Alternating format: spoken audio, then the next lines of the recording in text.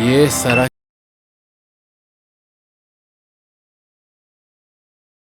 mu gitabo cya Ezekiyeli, umuhanuzi Ezekiyeli igice cya 3 dusome ku murongo wa 16. Haravuga ngo nuko iminsi 7 ishize ijambo ry'Uwiteka rinzaho riti, mwana w'umuntu, nakugize umurinzi w'inzu ya Isirayeli, nuko wumve ijambo ryo mu kanwa kanje, ubumvishe ibyo mbaburira. Mbwira umunyabyaha nti gupfa ko uzapfa, nawe ntumuburire cyangwa ngo uvugane n'umunyabyaha. Umwihanangiriza kuva mu nzira ye mbi ngo ukize ubugingo bwe. Uwo munyabyaha azapfira mu byaha bye, ariko ni wowe nzabaza amaraso ye. Ariko nuburira umunyabyaha ntave mu byaha bye cyangwa mu nzira ye mbi, azapfira mu byaha bye, ariko weho uzabukishije ubugingo bwawe. Murongo wa 20 haravuga ngo, kandi umukiranutsi nareka gukiranuka kwe agakora ibyo gukiranirwa, nzashira igisitaza imbere ye, kandi azapfa kuko utamuburiye. Azapfira mu cyaha cye, kandi imirimo ye yo gukiranuka yakoze ntizibukwa ukundi. Ariko weho nzabaza amaraso ye. Ariko numuburira umukiranutsi kugira ngo adakora icyaha, nawe ntakore icyaha, n'ukuri uzabaho kuko yemeye kuburirwa, kandi nawe uzaba ukoreye ubugingo, urokoye ubugingo bwawe. Umuhanuzi Ezekiyeli, murabizi, n'umuhanuzi wahanuriye ubwoko bwa Isirayeli bageze mu gihugu cy'ubunyage Babuloni ku mugezi Kebari. Ngira ngo nawe Imana yamujeho imuhereza amagambo akomeye kugira ngo aburire ubwoko bwa Isirayeli. Ubwoko bwa Isirayeli bwari bwaragiye mu bunyage, noneho niho aya magambo yaje ku muhanuzi Ezekiyeli. Arababwira ati, ubwiye aya magambo, ariko ugende uburire ubwoko bwanje kugira ngo batazarimbuka. Nutabikora bakarimbuka, amaraso yabo niwe nzayabaza. Ariko nubaburira ntibabikore, amaraso yabo ntabwo uzayabazwa. Kuko Ezekiyeli ni umuhanuzi ukomeye kandi yavuganye n'Imana, akoresha ibintu bikomeye, ibimenyetso bikomeye. Hari aho iyo ukomeje gusoma muri icyo gitabo, hari aho yagiye akoresha n'ibimenyetso, kuko yagiye avuga ibintu bikomeye. Bamwe bakamwita umusazi, abandi bakamwita umuntu wataye umutwe, bituma noneho we ubwiwe akoresha ibimenyetso mu guhanura, kuko yaravuze, arababwira ntibumve. Noneho akoresha ibimenyetso. Imana iramubwira ati, genda wikureho umusatsi, wiyogosheshe umusatsi, ukureho umusatsi wose. Kandi cyaraziraga ku Bayuda gukuraho umusatsi, gukuraho n'ubwanwa. Ariko Imana iragenda iramubwira ati, genda ukureho umusatsi, ugende ukureho umusatsi, numara nkwerekeshe ibintu uzakoresha. Noneho akoresha, agenda yiyogoshesha. Hari n'ahantu yageze ngo Imana iramubwira ati, ugende ufate ibiryo iminsi 300, ndatekereza 390, kugira ngo aryama. Iramubwira ati, uryame ufate ndatekereza ko ibigori, usomye ku gice cya 4, ndatekereza aho ngaho uzabona ayo makuru.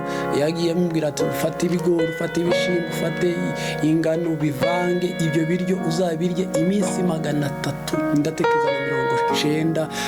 Kandi baravuga ngo ibyo biryo uzabitekeshe amazirantoki, uzajya ubirya. Nibwo Ezekiyeli yatangaye, aravuga ati, mbega ishano mbonye, ibi bintu mbonye ni ibiki? Ariko Imana kubera ko yari yavuze arabikora. Yageze aho Imana iramuhindurira ibiryo, iramubwira ati, hindura, utekeshe, aho gutekesha amazirantoki, utekeshe ibisheshe ni amase y'inka, kugira ngo ukomeze uburire ubwoko bwa Isirayeli ntibukazarimbuke. Ariko hariho benshi barimbutse, ariko batararimbutse bageze mu gihugu cy'amasezerano, barasubiyeyo. Imana ibyo yavuze byose ababikurikije bageze mu gihugu cy'amasezerano. Rero ni ukuri Imana ni nziza igihe cyose.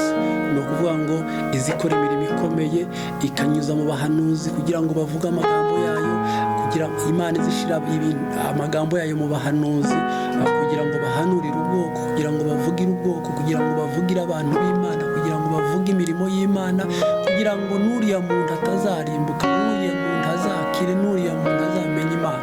Erega gupfa k'umubiri ibyo ntacyo, gupfa k'umubiri nta muntu utazapfa ku isi, nta muntu utazapfa.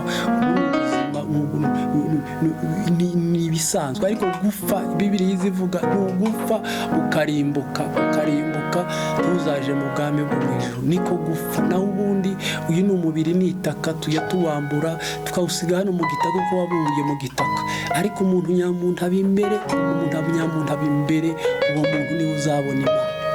Yesu ashimwe. Hari ubuhamya nigeze gukurikira mu gitabo, hari igitabo kimwe nigeze gusoma cyitwa ngo ni igitangaza kizima ku isi. Abantu benshi babaye muri Kongo bazi umuhanuzi wahanuriye wakoraga umurimo ikabera muri Kongo, muri Sud Kivu, yitwa Mariamu Kinyamarura. Hari igitabo banditse ku mirimo yagiye akora hariya muri Kongo, avuga inkuru imwe y'umugabo umwe ngo Imana yigeze kumwerekera amubwira ati genda uri uriya muntu, tume uriya muntu areke kugenda. Yaragiye kuja ahantu hita Ibubwari, nakagwa kaba hagati muri Tanganyika. Aramubwira ati ibintu ugiye gukorayo ntabwo ari byiza, ureke kugendayo. Wa muntu araza bamutumaho, baramubwira aranga. Naho ibyo yaragiye gukora, yaragiye kurongora umugore wa kabiri, kuko yari afite umugore wa kabiri aho ngaho, yari afite umugore wa mbere w'isezerano. Ariko Imana ibwira umuhanuzi, aramubwira ati uriya muntu agiye Ibubwari, ariko nta kindi kimujanye, agiye kurongora umugore wa kabiri. Ariko byaranze, wa muntu aragenda arongora umugore wa kabiri, arongera aragaruka, kandi yari umukozi w'Imana, kandi yakoreraga Imana. Ibyo bintu yarabikoraga mu rusengero, ariko arabyirengagiza, aragenda arongora umugore wa kabiri, aragaruka. Wagaruke ngo agere mu rugo, barongera kandi bamutumaho inkuru, baramubwira ati genda kandi usubire kuri wa muntu umuburire, kuko ibintu yagiyemo ntabwo ari byo, kuko ndi kubona ibintu bibi cyane. Baragenda ngo agereyo, asanga wa muntu, bagereyo basanga wa muntu yararwaye, baramuburira aranga. Niho yavuze ngo yabonye inyamaswa mbi cyane zishaka kumusumira. Baramwinginze ngo ave muri ibyo ngibyo, byibura ngo yirege. Basanze yarwaye ameze nabi, ageze kure, baramwinginga yewe irege, kuko urupfu ruri hafi yawe. Baranga ngo yanga kubikora. Aravuga ngo aho ngeze ahantu habi, kuko ndi kubona ibintu bibi, nageze mu bintu, kandi aho nageze sinshobora kuhikura, ntibishoboka ko nakwikura ahantu habi hameze. Wa muntu kandi apfa mu byaha, agenda gutyo. Ariko ni igitangaza, ni ukuri. Byashize muri iki gihe, iyi situation nari ndimo, mbona ibintu abyo nabonye, mbona ari ibintu bikomeye, kuko nabonye uburyo bubiri bw'ibintu. Nageze ahantu hamwe, ndabwirwa ahantu ngeze ni ahantu heza, ni mu gihugu cyo mu ijuru. Ngera n'ahandi hantu habi cyane, hababaje cyane. Ngera aho hantu hameze, aho hantu nabonye heza cyane, numvise ndayishima, ibyishimo birandenga, numva meze neza, numva ndishimye cyane. Ariko ngonje kwicura, mbona ndi muri uyu mubiri, ndababara cyane.